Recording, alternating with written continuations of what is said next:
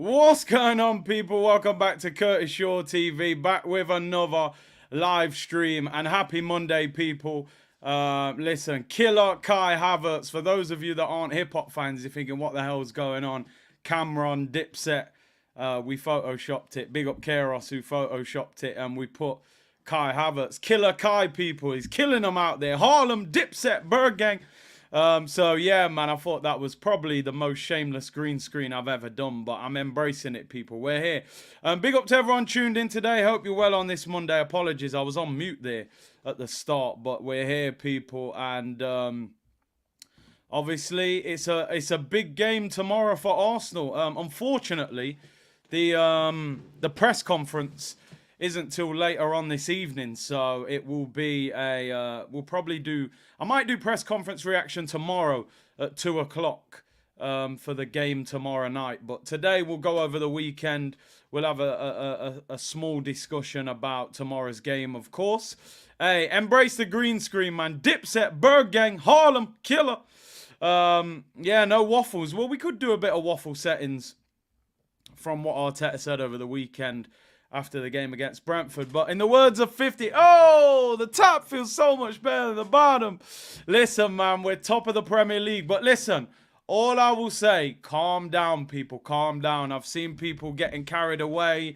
You know, I enjoy being top of the league. Yeah, I'm here for it. But we're top on goal difference. So I would say, you know, stay calm. I've seen some Arsenal fans going crazy. Big up Keros who made the green screen. Absolute banger. Yeah, man, it was a great weekend for Arsenal. The table looks good. In fact, let's start off by looking at the Premier League table.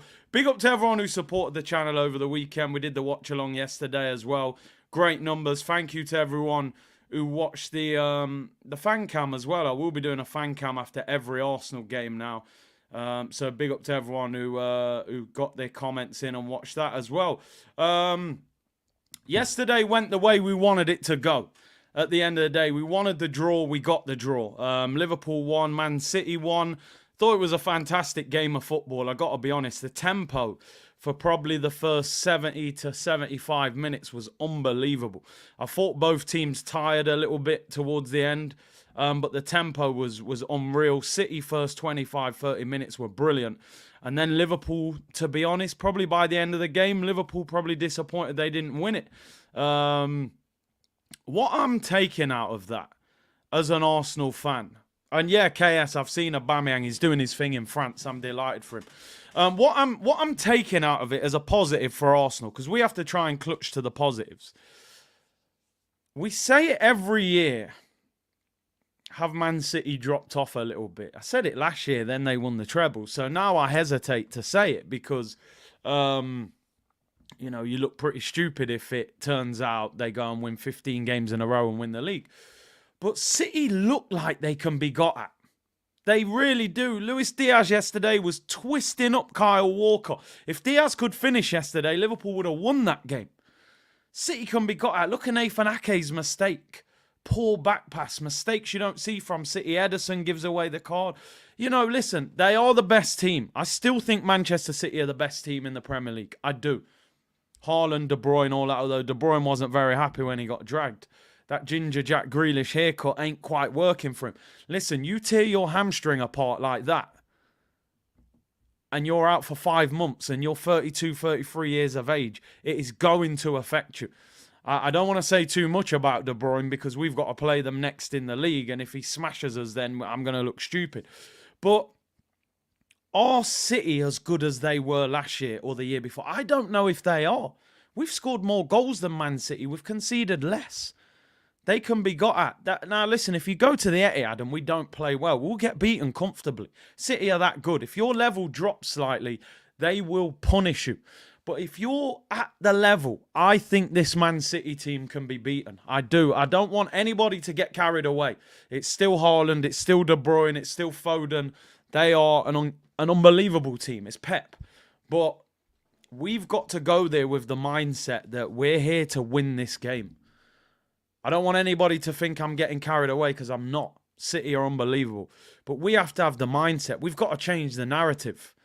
I believe we slightly changed the narrative this year because we beat them at home and we beat them in the Community Shield. But now we've got to go to their ground and do it. And you will have a point in the game at the Etihad where you're going to suffer. It's the reality. It happens to everyone. You will go there and you will have a 15, 20-minute period where you can't get the ball off them. And you have to survive that. You look at Man United last week. If United had a bit more discipline and quality, I think they could have done City, but they didn't. They retreated too much. So the mindset for Arsenal has got to be go to the Etihad and beat them. That's what I think. I think for Arsenal to win the league, you've got to go and beat Man City in Manchester. Then you've got to beat Man United. You've got to beat Tottenham. And that's the level. It is, baby. Calm down. Calm down. Listen, I don't want anybody to think I'm getting carried away. I'm not. I'm not foolish enough to think that, we're just going to go and beat City. City are City. They're the treble winners. But I'm just saying, if we're going to win the league, you've got to go there and beat them. Look at Liverpool yesterday. No Alisson, no Trent, no Konate, no Matip, Robertson on the bench, no Thiago, no Gravenberch, no Jota, Salah on the bench. You're talking 7 or 8 players. And by the end of that game, I think Liverpool are disappointed not to win that game. That's Man City's full-strength team. They were missing Jack Grealish. Grealish doesn't start for them anyway, really. So, but listen, football doesn't always work like that. We go to the Etihad and we don't perform. If we play against City like we played against Brentford, we lose the game. It's that simple. We've got to be on top form to beat that Man City team. But it's one of the best title races I've seen in a long time. To have 3 teams with a point separating them with 10 minutes to go. 10 games to go. Is pretty unbelievable. I mean, Penalty Spot said, I think it's a mindset thing with Arsenal. Treat City with the same level of respect. If you don't take it to them, they will hammer us. These are the games where I look at Odegaard, I look at Havertz, and look, I've got Havertz on the green screen. I'm shamelessly celebrating him. But you're in good form. Can you go to the Etihad and score? Can Odegaard get on the ball and dictate that game and stop City, getting the ball off him? Can Saka rip Nathan Ake apart? Because if I'm being totally honest, I've seen Ake deal with Saka. I've seen Odegaard go there and do nothing. I've seen De Bruyne run riot. I have seen Saliba keep Haaland quiet. But all our big players are going to have to turn up. We need Martinelli back as well. So I'm looking forward to that game. But obviously, I don't want to get too far ahead. We've got Champions League tomorrow. It's going to be a great title race. I still believe we've got the hardest run of fixtures. But Liverpool and City got tough games as well. So we don't play another Premier League game now until the 31st of March, which is probably a bit of a negative. I would have liked to have been playing Man City this week. I don't really want to wait another 2.5 weeks or nearly 3 weeks. But yeah, it is what it is. Great title race. Glad we're in it. But can we get over that finish line? That's the important thing that we're kind of looking at. Listen, thank you to everyone who's tuned in already. Nearly 2,000. Hit the like button. Subscribe if you haven't already. We've got a few things to talk about. We're going to go over the game. Let's go over the game because it seems like a while ago now. I'm just going to quickly shoot through the player ratings. Just interestingly enough, obviously I'm going to do a fan cam now after every game. Would you like me to do the player ratings as a separate video and get that out with the fan cam? Or would you rather I wait until the start of the week for the live stream and we do the player ratings? I don't know. Let me know what you think. I was thinking, do we just put 2 videos out straight away, or would you rather wait for the live stream to do it? Let me know in the comments. Brian said, I'm all in on the Havertz propaganda. Henceforth, he shall be known as King Don Kai Havertz. First of his name, long may he reign. Imagine if Havertz, of all players, is the guy, people saying wait for the live stream. Imagine if Havertz is the guy that comes in and gets us over the finish line and we win the league. Like that would just be so crazy. Mohammed said, must believe it mentality. I feel like it's the year that we go there and break that voodoo. Listen, we've gone to most other grounds. In fact, saying that, we haven't beaten Liverpool at Anfield. We have drawn with them a couple of times. We still need to beat those 2. Keep the live stream, most of you are saying. So we'll stick with the live stream. I'm a community man, you know what I mean? Let's go over the game. Killer, Harlem, Dipset, Killer Kai rescues the day. And as I always say, people, a victory doesn't mean everybody played well, and a defeat doesn't mean everybody played bad. And I'm always like that. Curtis slips. He destroys me with that one. He's got the picture of me slipping over. You see Toney's attitude as a person is a massive red flag. Is it a massive red flag? A lot of people were messaging me after the game saying, look at Toney. That's why we don't want him. You know, he's squaring up to Gabriel and things like that. But listen, I understand the point, but they're in a relegation battle against the team that's now top of the league. Gabriel's an aggressive centre-back. He's sticking it on him in the game. Like, am I really... Would I rather see my striker squaring up to him or walking up from him? Now, or walking away from it? I think I would want my striker squaring up to Gabriel. Forget that Gabriel's an Arsenal player and we love him. If Lewis Dunk or if Lisandro or if Ruben Diaz was doing that to my striker, I want my striker squaring up. What? What are you saying, bro? So, I don't know. Listen, Toney didn't have a great game, but Brentford are not a very good team. So, I think whether he's the player or not, cool, I understand that. But the actual attitude, I had no problem with it. I don't know if anybody's seen the clip. There was a clip after the game of Toney and Zinchenko shaking hands, having a chat. Looked like they was having a bit of a laugh. So I like the fact Gabriel had that physical battle with him. But we got to remember, Aaron Ramsdale is a yard away from getting lobbed from 45 yards on Ivan Toney's left foot. I don't know. Some people think it's bad attitude. I think it's dark arts. But yeah, I don't know. Would he be good in the Arsenal dressing room?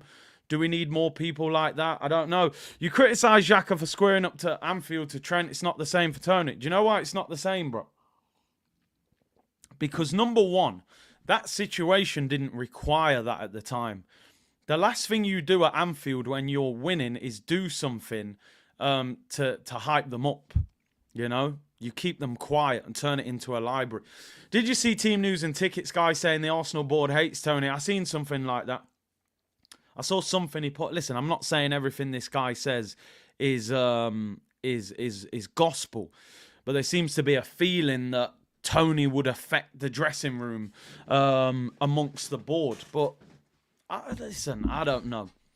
I think we need some more of that aggression in the team. You know, but it is what it is. Toney is man them. You can't boy man them. Exactly, man. Exactly. Is he too slow for us? But we're playing with Havertz up front now. He's not that quick. Listen, whoever we get, just make sure they're top quality. They said Arteta likes him, but the board doesn't. Listen, if Arteta likes him and wants him, get him. Bond the board. Pay the money. I think Arteta likes him. Because Arteta was affected by that tweet. You saw that in the documentary.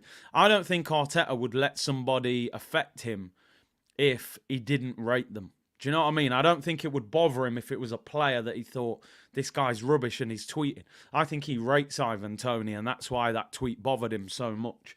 Havertz is deceptively quick. Yeah, he's got a stride. He's 6'3". But listen, let's focus on our game. We won the game. Declan Rice, brilliant header after 19 minutes. Ben White with the cross. Johan Wissa with, an Easter present, a birthday present, a Valentine's present, a Christmas present. You know, big up everyone celebrating Ramadan and who's fasting at the moment. But I tell you what, Brentford certainly weren't fasting because Aaron Ramsdale was spoon-feeding them a goal. We're going to talk about that in player ratings. Landon said, yep, I agree. Arteta definitely rates him. It's just funny. Mother's Day present. Yeah, exactly. Haramsdale. Anyway, let's get into player ratings because I'm going to have quite a lot to say about Mr. Aaron Ramsdale, and I'm sure a lot of you will as well. In terms of that mistake that he made. Kai Havertz, 86-minute winner. Again, Benny Blanco, Ben White with the cross. 17 shots, only 6 on target. 72% possession. 9 shots for Brentford, 4 on target. If you have 72% possession at home against a relegation battling team and you have 17 shots on goal, you should not be struggling over the finish line like this. I want to make it clear, I'm very proud of the fact the team turned this game around and got over the finish line. I also want to reiterate, if you want to win the league, this has to be a warning sign for Arsenal. We saw this last season and we didn't get away with it against Southampton. This has to be the wake-up call. I actually don't mind that this happened to Arsenal. Because if we thought we were just going to beat teams 4 or 5-0 every week, we might not have been able to handle it when we had a game where that went wrong. And if it was a better team, we might not have got away with it. I think it's better. It happened against Brentford. We got away with it, won the game, but it was the wake-up call. You can't play football like that. You're not going to beat everyone 5-0, right? You've got to make sure you manage games better. This should not have been a 2-1 game. We dominated the ball. We dominated the shots. They didn't look like scoring. We handed them a goal. You'll cost yourself the league if you do that against better opposition. So they have to learn from this, and I hope they do. We've got 2.5 weeks in the Prem now where we don't play. Let's get into the player ratings. And there's only one man to start with. And it is this guy. Aaron, I joked. He said he likes curried goat. I called him curried goat stale. I will not be calling him curried goat stale because curried goat is a dish within the Caribbean Jamaican community that, you know, is one of the best. And I will not associate him with a specialist Caribbean dish. I will call him Aaron Beans on Toast style, Aaron Cornflake style, Aaron Fish and Chip style. I ain't calling you Aaron Curried Goat style, bro. There is a balance. There is a balance because the mistake is horrific.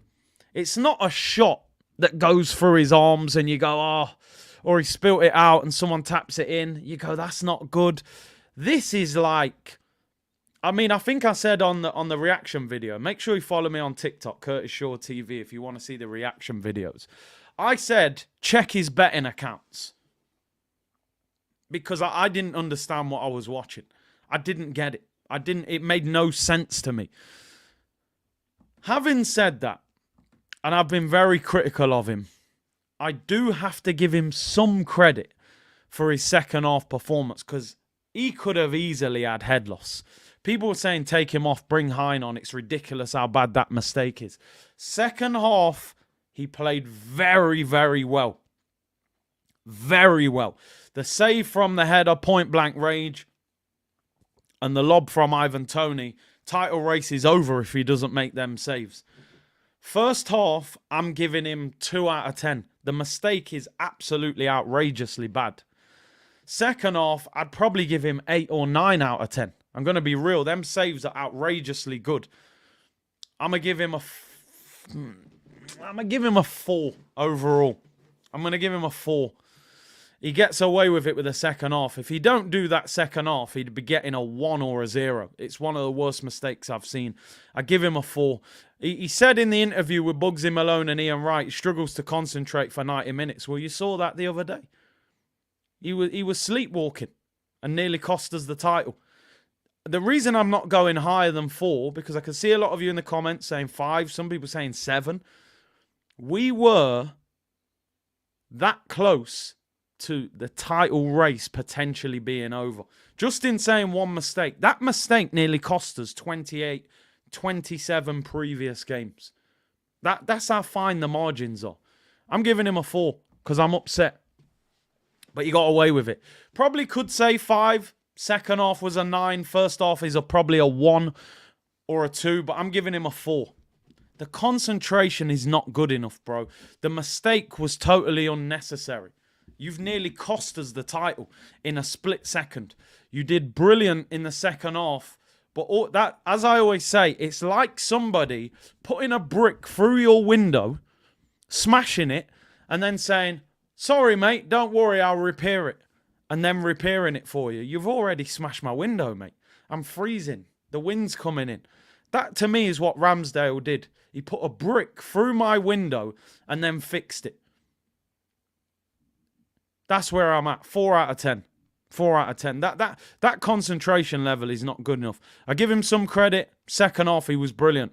You caused a madness. You caused the absolute madness there, bro. So you cleaned up your own mess that you caused in the first place. So I can't give him. Some people saying 6. 6 is an average performance. What he did in the first half was unforgivable. But we got away with it. We got away with it. Fixed it before the missus got home. We've all been there. You know what I mean? Missus finishes work at 4 o'clock.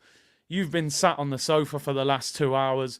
The sink's full of dishes. You've promised her you're going to clean up. It's now 10 to 4. She's going to be home in 15 minutes. You get a move on 15 minutes before she gets in. You know, you go, bloody hell, I better tidy up now. Get the washing up liquid in, clear up, make it look like you did it hours ago. We've all been there. We've all been there. We've all been there, people. You know it. Some of you are smiling right now. You're probably sitting there watching this now. Sink full of dishes. You know you've got to do them in the next couple of hours. I know. I see you, people. We've all been there. We've all been there, man. Don't worry about it. Anyway.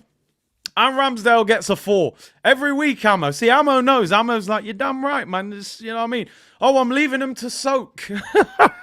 We've all been there. I've been there. Why didn't you clean them up all? Why to soak them in the sink for a little bit, you know? Really, you want that dishwasher, but it is what it is. Let's go into the back 4 anyway. Let's go into the back 4. Pretending you're asleep, you know? Let's go into the back 4. I'm starting off. I'm handing out flowers. I'm handing out flowers. I don't speak about this guy very often. And when I go into the player ratings, I don't really say much about him. But listen, I've had a lot to say about him in the past. Ben White.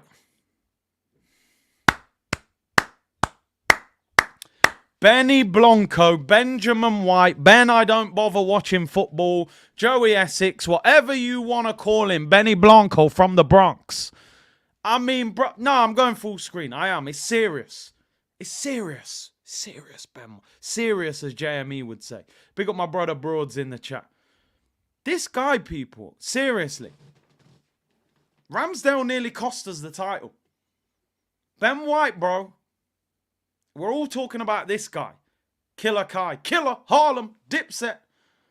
Benny Blanco, bro. You saved us. You saved us. The 2 deliveries were clutch, bro. Not even a natural fullback. The guy's a centre-back. The delivery, I mean, you order Domino's, you need it delivered to your door. Nice and hot. Flaming hot. This was flaming hot at the front door. You saved us. Rescue mission. You saved us, bro. I'm telling you now, I got to go full screen. Benny Blanco, 9.5 out of 10. 9.5. Man of the match, by the way. Man of the match. Because the goal had nothing to do with him. We wouldn't have conceded. He was nutmegging people. I'm giving him 9.5 for Benny Blanco. Man of the match. Southgate don't want to pick him. We don't care. There's going to be fake tan everywhere this summer when we're celebrating. Great deliveries. Great deliveries. Loved that performance. We escaped. We escaped. Season would have been over in the Premier League as far as I'm concerned. Yeah, he probably deserved the green screen. But Keros sent me the killer cam with the Photoshop. I asked it after the game. He got the nice Photoshop. Big up South London's finest. He sent me one as well. I had to go with that picture. But maybe Benny Blanco gets the green screen next game. 9.5 out of 10. Man of the match. Great performance. Jakub Kivior at left back. I thought he was decent. Got forward a little bit. Some of his crosses were okay. I thought he played all right. I'll give him a 7. Just because we conceded, I don't blame any of the back 4. The goal was conceded because of the goalkeeper doing madness. So there's nobody in the back 4 that's going to get any sort of low rating. Not at all. So I give Kivior a 7. Give Kivior a 7. For those of you just tuned in, I see a lot of you putting it in the comments. Tomiyasu is training today for the first time with the Arsenal team, with the squad. Tomiyasu and Timber are in full Arsenal training today. Apparently, it's the first time Tomiyasu has trained with the full squad. So great news there. Breaking news. Tomiyasu is back in full training along with Yuri and Timber. I don't think Timber will be involved tomorrow, but Tomiyasu is finally back. Whether that means he makes the squad tomorrow, though, I'm not sure, because if this is his first full training session, is he going to be fit enough to go into the squad tomorrow? I'm not sure. But yeah, Tomiyasu is back in full Arsenal training. Brilliant news there. We could literally, by that Man City game, we could be in a situation where every single Arsenal player in the squad is available, which is great. Kivior gets a 7. Steady, solid, did his job, no problem. Let's go to the 2 centre-backs. I was critical of Gabriel once in the first half. He pulled back Wissa and got booked. I may have said a few things where I went a little bit over the top. But let me tell you, I loved that guy's fighting spirit. 12 months ago, Ivan Toney came to the carpet and won 10 out of 10 aerial duels against William Saliba. First time that's ever been done.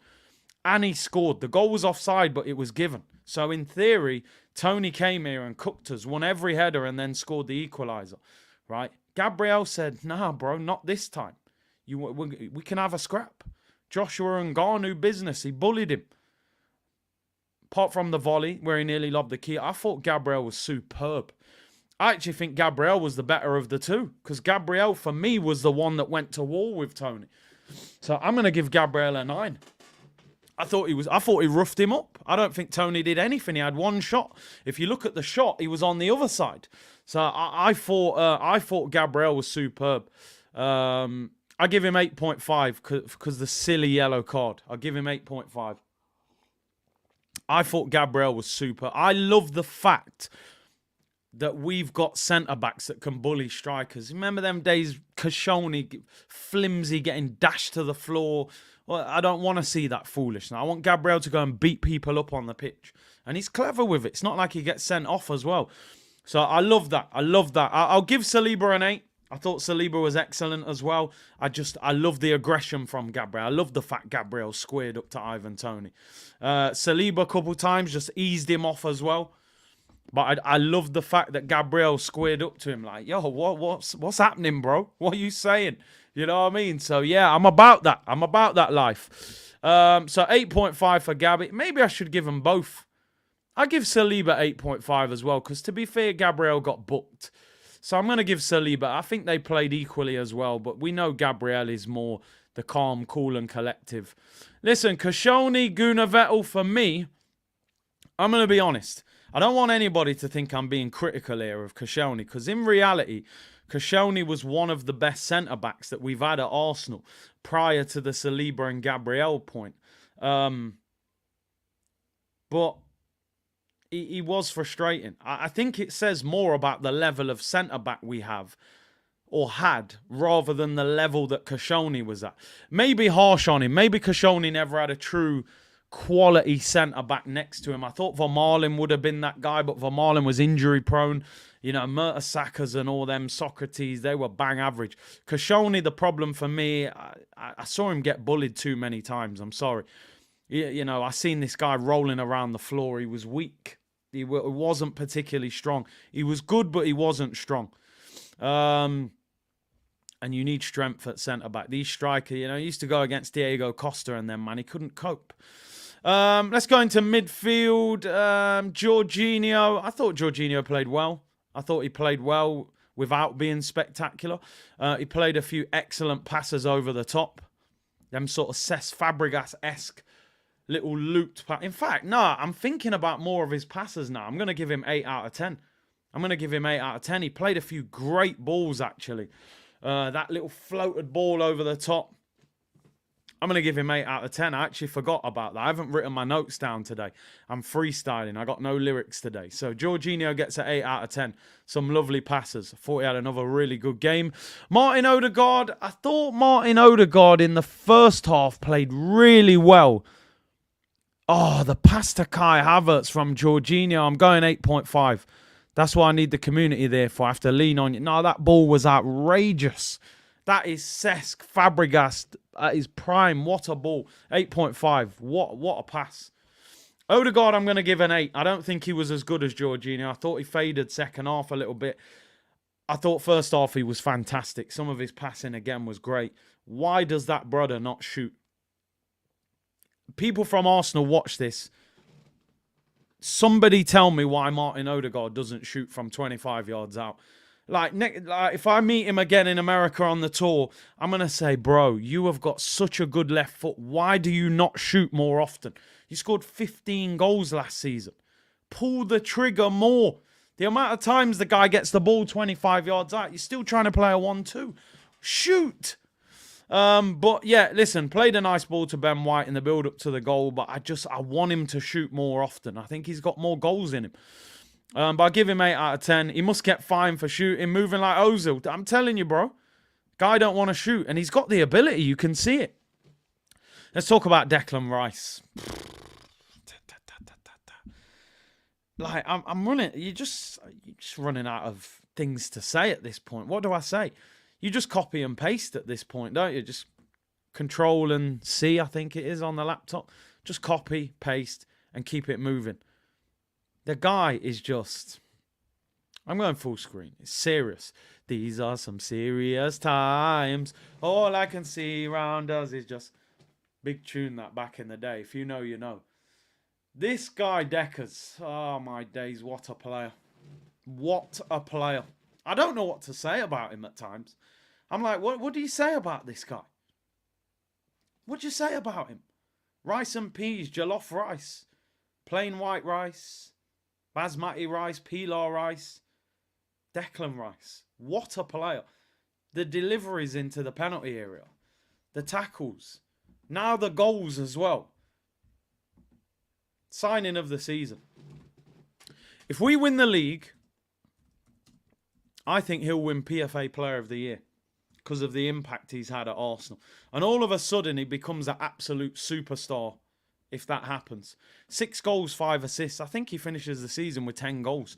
For a guy that played 20 plus games as a DM, he could potentially score 10 goals this season.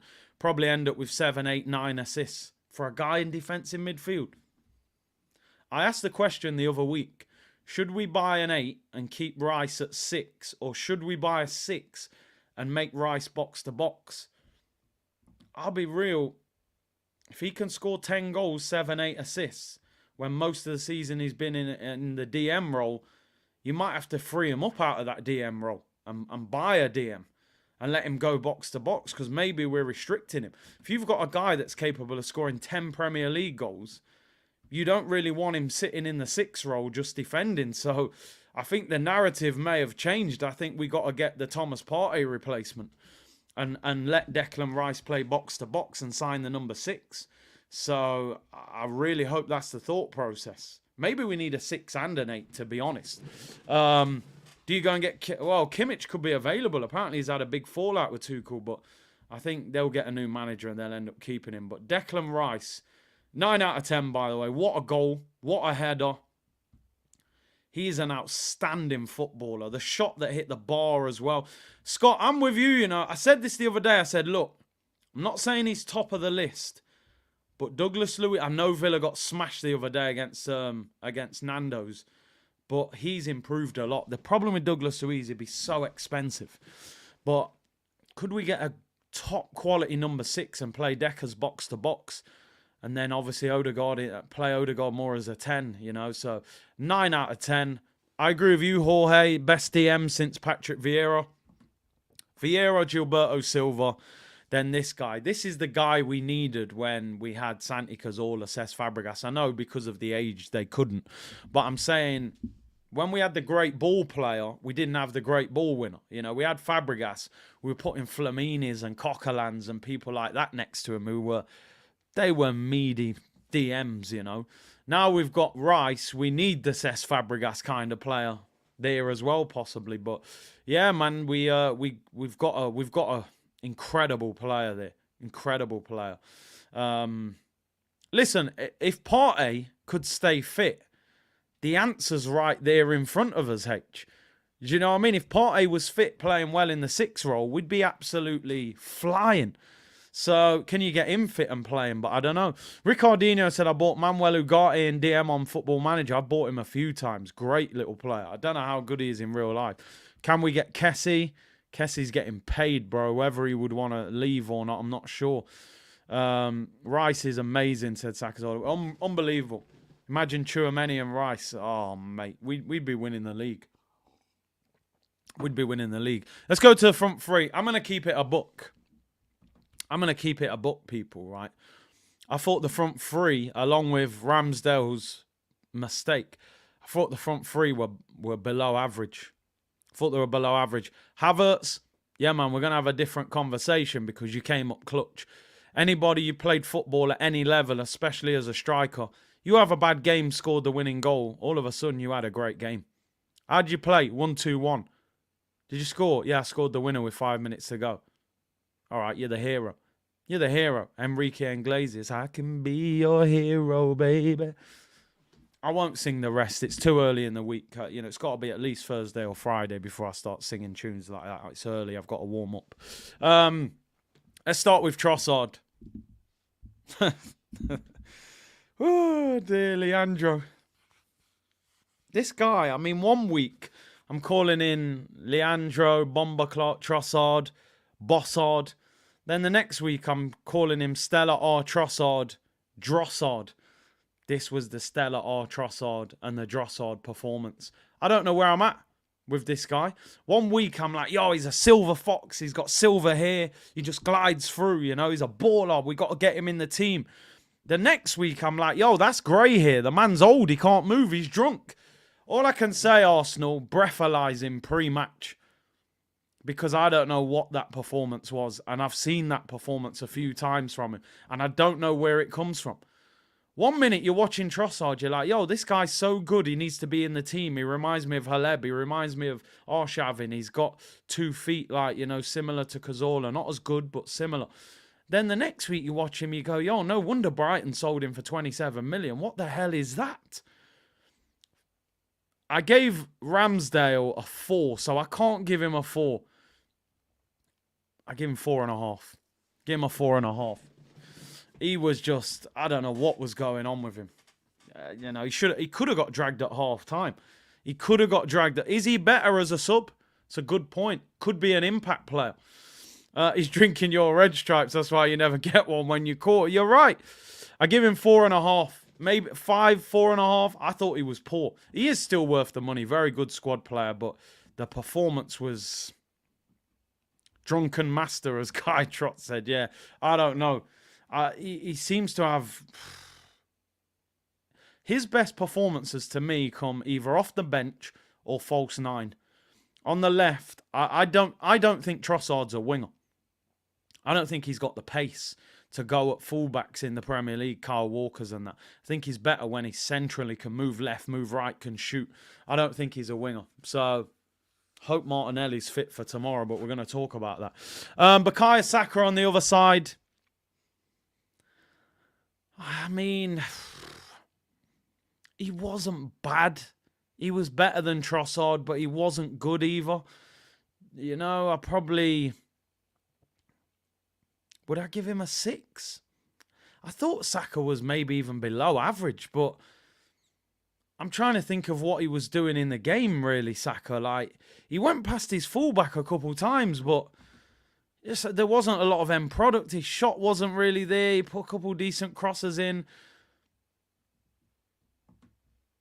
In my head, I was thinking 5.5, 6. I mean, Coma said Saka was poor again. He needs to dribble like Diaz, actually attack his fullback.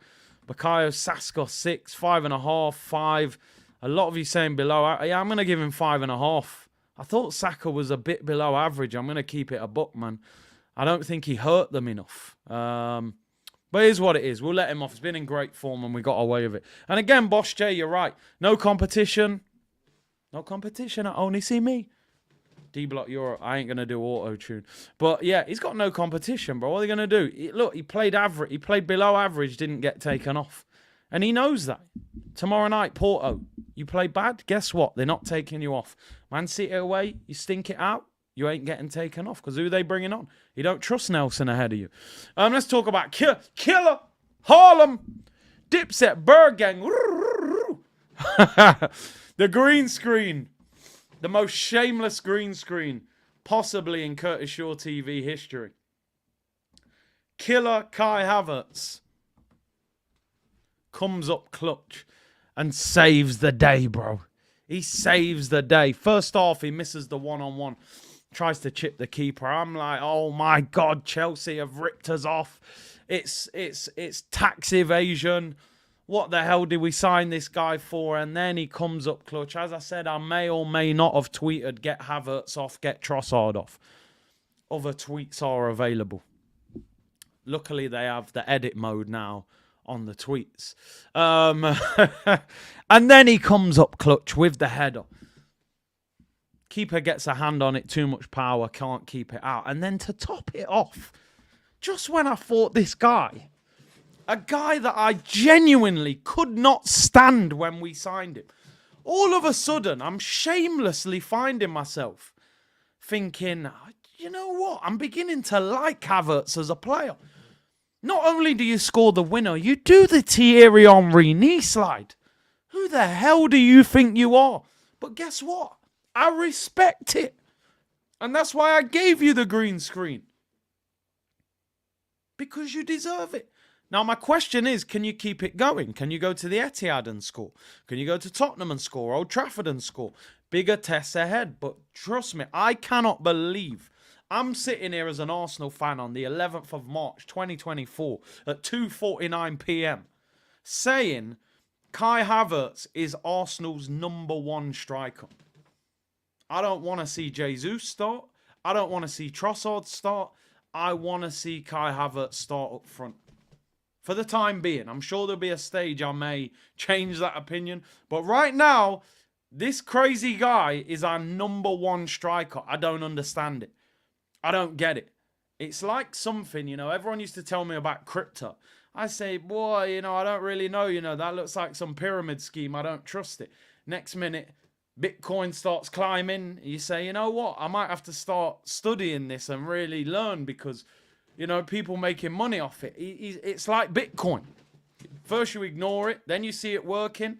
Then you think, I need to pay it the respect it deserves. So, yeah, I've said it before. We're in the Truman Show as Arsenal fans. And I believe we're still in the Truman Show because none of this seems real. Kai Havertz playing up front for Arsenal and we're actually celebrating him. Donkey NFT, that's where we're at. So, listen, I'm giving him 9 out of 10. Giving him 9 out of 10. Because ask any striker. Strikers are under the most pressure, but when you have the game that he had the other day, you're the hero.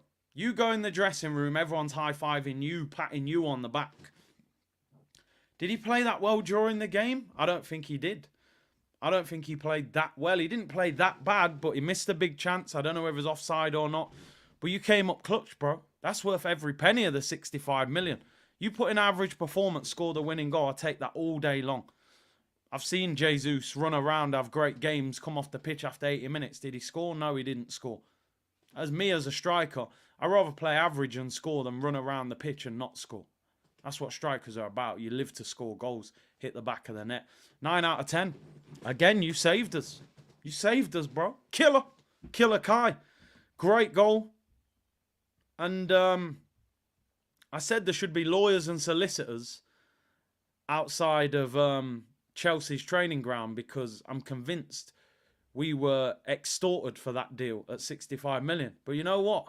If this carries on, maybe we should have lawyers and solicitors outside of our training ground. But I won't get carried away. There's still a long way to go. I don't want to get too excited because, if he goes to the Etihad, gets wrapped up, misses chances, this whole conversation changes real quick and it's restore factory settings. But I'm giving him his props, people. People say, you got an agenda against Havertz. No, I haven't. So, yeah, big him up, 9 out of 10. And long may it continue. It still feels like I'm, trapped in a different world watching this guy play for Arsenal. It doesn't seem real. The bench. Who even came off the bench? Partey, Jesus, Nelson, Zinchenko. I'm going to be totally honest. I was probably wrapped up in the emotion of the game and the fact we were searching for a late winner. I can't remember any of those four doing anything when they came on. And I might be horribly wrong with what I'm saying here. If there was a moment that one of them four did in the game, let me know in the comments. I can't remember them doing anything. So I'm just going to give them all a basic 5. I don't remember anything happening. Did Jesus have a shot? Did Nelson run past anyone? Did Zinchenko do anything? Partey, I can't remember him doing anything.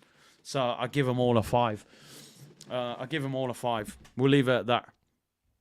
What do I give the manager? What do I give the manager? I mean, listen, I was saying take Havertz off. He keeps Havertz on, he scores the winner. Got to give him a lot of credit for that. I felt he should have made changes earlier. But we won the game. I'll give him an 8. I'll give him an 8. It's a massive win. Title could have been over if we didn't. He keeps and do you know why I give him an 8 actually? More I think about it. He took Jorginho off for Havertz. Sorry, for Jesus, which was a brave decision, and he changed the shape and made us more attacking. So yeah, I've got to give him an 8. Got to give him an 8. He got the tactics spot on. Transmit that 9 out of 10 for the guy. Bro, I got to give him his props. He changed us tactically and it worked. You know, I didn't want to see like for like changes. I don't think that would have helped us. So yeah, man, let's give him his props, man. We needed him to be brave, and he was, and he got it right. He got it right. So yeah, man, big up to the manager. 8 out of 10.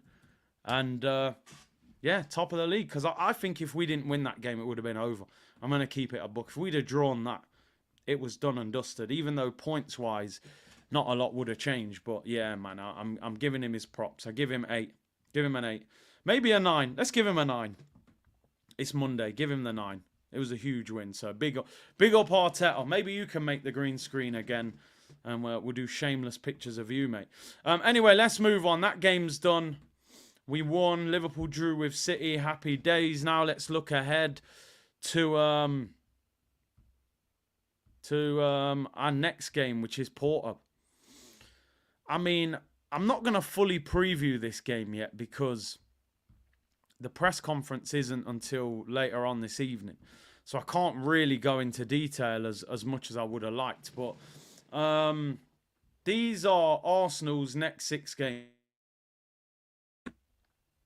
Tomorrow's game can steer the direction of Arsenal's season, in my opinion. Because we don't play for 2.5 weeks. If we get knocked out to Porto tomorrow, for the next 2.5 weeks, we're going to get absolutely annihilated by the media, by fans of everyone. They go 7 years to get in the Champions League. You get to the knockouts, you lose to Porto. We have got an unbelievably big game of football tomorrow. Unbelievably big. Just to put into context, Porto at home, Manchester City away, Luton at home, Brighton away, Villa at home, Wolves away. Can we win all 6 of them games? If you beat Porto and you beat Man City, I think we can win the next 4 after that. And then get in a position where you've won all 6 of them. It's about the next 2. You've got to get over the next 2. And it's that time of the year where games that look easy on paper become more difficult because teams at the bottom are scrapping for their lives. You know, and it becomes different. I think we've got to win all 6 of them. I genuinely think you've got to win all 6. You have to beat Porto. You've got to be in the Champions League. City, okay, a draw's not a crisis. It's not. But I think to win the league, you've got to clip that City team up. But a draw would still keep it to the realms of possibility. And then you've got to beat Luton, Brighton, Villa and Wolves, you know. Luton at home, you should be battering them. Brighton away, I don't think Brighton are as good as they have been. Villa at home, I'd expect to beat them. Wolves away is tricky, but I'd still expect us to beat them in a title race. So let me read out these super chats. They've been here for ages. Sam said the 3 times relegated showboating drama queens ball. Turnover rate is too high. Concentration lapses. You can't win trophies with that. See, Arteta proved right. Cope said, Curtis, you're right about not getting carried away. 100%. Stay calm. Alfred said, Saliba's a stand-up guy for back in Ramsdale. Yeah, he had to, really. He signed him as well. Jorge said, best DM since Vieira. Declan Rice, 100%. Eros said, that green screen is wild. Just embrace the wildness and the shamelessness. That's where I'm at. Let's just think about Porto tomorrow, briefly. Like I said, I'll probably do another preview tomorrow because of press conference reaction being delayed because the Champions League press conferences are later than the ones they do for the league. Now, something I want to talk about that is not good for Arsenal, and I hope somehow it works out. Gabriel Martinelli. Sometimes you prove your value more in absence. And I think you could see against Brentford how much we miss Martinelli. I've said it before and I've said it again. He's the fastest player in the Arsenal team on the ball, without a shadow of a doubt. He's the most explosive. He's the quickest. He was at the stadium. He left on crutches on Saturday evening. Now, I've read a report. I don't know how spot on this is, so don't take it as gospel. But apparently, he had stitches in his foot. And it was quite a deep cut that he got at Sheffield United. Now, I'm not a doctor at all. A lot of you will know more than me. But I know in general, stitches would come out after 7 days. So I'm assuming if he had them last Monday, they would come out this Monday. But maybe that's not always the case if the cut is a lot deeper. Is he going to be available for tomorrow? We need him. We need him. Now, I'm wondering, are they saying just walk on crutches so that you don't do anything that makes the stitches open up and he might be available for tomorrow? Or is it a way bigger cut than we expected and he's in a lot of pain and there's no way he's going to play tomorrow? From what I've seen online today, I mean, they're saying that Tomiyasu is back in full training, which is great news. I'm not seeing anything that says Martinelli is in training. So, if he's not training today, is he going to be available for tomorrow? It's unlikely. I hope I'm wrong. Listen, like I said, I'm not a doctor. Some of you guys will know a lot more than me about, injuries and cuts and how long it takes to recover. But it obviously must have been a bad one. I mean, there's a report in the Daily Mirror. Arsenal are likely to have a full squad available for the Manchester City game in 2.5 weeks. Martinelli is unlikely to be available for the game against Porto, although it is a minor injury. That's what the Daily Mirror is saying. And Jordan, who works for The Athletic, Jordan Campbell, said, there's no Gabriel Martinelli in training today, who missed the win over Brentford at the weekend. So he's not in training. So is he going to be available or not? I'm hoping, take the stitches out today, he's back tomorrow. I don't know. He wouldn't have lost his fitness in 7 days, so maybe it's just a case of the stitches coming out. Got to play Jesus on the left till Martinelli returns. A few of you are saying that. I'm kind of with you on that, I'm kind of with you on that. I didn't like what I saw of Trossard the other day, man. Like, maybe Jesus out wide. He had a fantastic game against Man City out wide. Beckley said Arsenal will make a late fitness call on Martinelli for Porto as he undergoes an individual session today. He's not involved with the rest of the team. So maybe, but I'm not sure they'll start him. Even if they think he's going to be available, I'm just not sure they would just throw Martinelli back in. So I'm not sure he'll play. At the most, you might get him on the bench. You know what? Let's do it. Let's focus on tomorrow's game and let's pick this team. I think this is one of Arsenal's biggest games in years. I don't know how many years, but a lot of years. Because, and I keep saying it, and some people think I'm crazy for saying it, this is the Champions League that Arsenal need to win. This one. And some people will go, you're crazy. You've never won the Champions League. You ain't, and why do you think you've got to win this Champions League? Why? Because if Real Madrid get Mbappe next season, I think you've got two teams that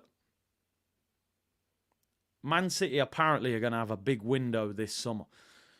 and Real Madrid with Kylian Mbappe, Rodrigo and Vinicius with Bellingham in the 10.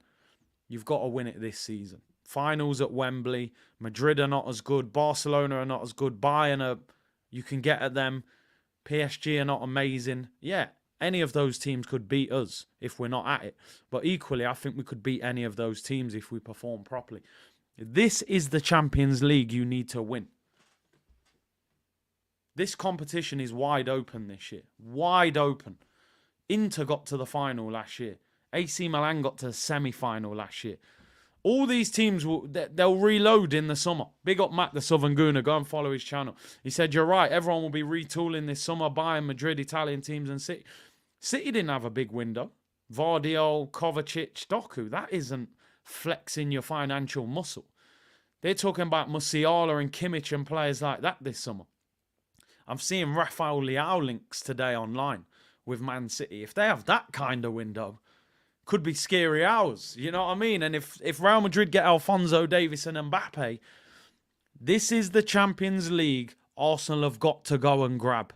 Beat Porto tomorrow. Hope we get a bit of luck in the draw. You don't really want to play Madrid or City at this stage. If you can get a Dortmund or somebody like that, or Inter Milan, or maybe Atletico, depends who wins that game or whatever, who knows what's going to happen. You're in the quarterfinal. All of a sudden, you win that. You're in the semis. You're not far away. Anything can happen, people. This is cup competition, you know? So tomorrow is absolutely huge for us. If City get Leao, it's a wrap. I have to admit, when I saw that link today, I was like, please tell me that's not going to happen. Pokemon Go said, yo, Curtis, it's my 18th birthday today. Can I get a shout out? Big up to you on your birthday, bro. Leahy said, I wish we can do it. I can't see us winning the Prem and the Champions League. Maybe if we go on a mad run and a little bit of luck. Just give me one of them. If we run out of steam in one of them, cool, I'll let it slide. Just give me one of them, please. Any one of them. I'd rather the Champions League, but yeah, maybe we don't want Inter. You're right. They're in good form, top of the Italian league as well. But, and then Sue said, I'm telling you all, the summer transfer window will see a crash in values. January is the warning. Lots of people looking to sell. Not a lot of money in FFP. I hope you're right. Hope you are right. What team do we pick tomorrow? Let's pick the team. How are we lining up? Majority of the team picks itself. In goal, Aaron Ramsdale. I'm joking. I'm joking. Like, listen, mate. Aaron Ramsdale, he might be the ball boy tomorrow. He certainly ain't going to be playing. Yeah, David Raya in goal. In fact, nearly the whole team picks itself, to be honest. We got one or two discussions. Gabriel Saliba, brick wall settings. Benny Blanco, what a performance. Left back. I'll be honest. I'll be totally honest. If you think back, he had a poor game away from home, Kivior. Kivior got cooked in the away leg. He was getting nutmegged and everything. Would I take him out and put Zinchenko in at left back? I think he'll stick with Kivior, but because we need the ball. All right, who would you guys play at left back? Tomiyasu, I don't think is going to be fit enough. He's only started training today. I'd be tempted to go Zinny, you know, but it's risky, innit? Because, yeah, like somebody just said there, if you've got Jorginho in midfield with Rice and Odegaard, do you need another player going there? But I'm just thinking we need to win the game. So do you go for the more attacking player? Let's get a quick poll out. Quick 3 or 4 minute poll. Who would you play at left back? Just bear in mind that Kivior did not play well in that away leg. I think, is it Pepe, the left winger? Or right winger, sorry. It caused him some problems. But then in the home leg with more of the ball, who would you start at left back? Let's get a quick poll out. Kivior or Zinchenko? Some people saying let Kivior redeem himself. I hope he does if he plays. I'll be honest, I think he'll go Kivior because I just don't think he's harsh enough to just drop him. Kivior all day long. Zinny ain't it, but then KS said Zinny, we need the ball. Zinny, Timber, I don't think Timber's fit enough. Zinny would have been worse defensively, possibly. If Zinny was getting nutmeg, what do you think will happen to Zinny? Oh, if Kivior was getting... Well, we'll hit more polls than Kivior's wife's room. We'll leave left back for now. Just leave that as an open discussion. Jorginho in the middle. I think that there's no doubt about that. You want to free up Declan Rice again. You go Odegaard, skipper. Need a performance from him. Saka on the right. We definitely need a performance from him. Havertz through the middle. Still can't believe I'm saying it. I don't like the fact they've got him in the Chelsea shirt. And then the other discussion point then. Left back and left wing. Do you keep the faith with Trossard and just say that was a bad performance? Hopefully this will be a better performance. Or are you playing Jesus left wing? See, the thing is here, I kind of think if you play Jesus, then you play Kivior, because Jesus might not get back as much. If you have Jesus and Zinchenko, is the left going to be too open? Is Jesus going to have the engine to get back when Zinchenko is inverting? So, I mean, listen, let me just make it clear. If Martinelli's 100% fit, Martinelli starts left wing. Let me make that clear for everybody. I'm assuming Martinelli doesn't recover. Martinelli has to start left wing if he's fit. But at the moment, it doesn't look likely. I'm going to be honest. I'm going with Gabby, left wing. I think he offers us a different dimension. Him and Havertz can interchange. He's a goal threat. And what I saw of Trossard the other day just wasn't good enough. And I think Jesus can play that position well. He had a great game against Man City out wide. I think it offers us a bit of danger having a striker out wide. The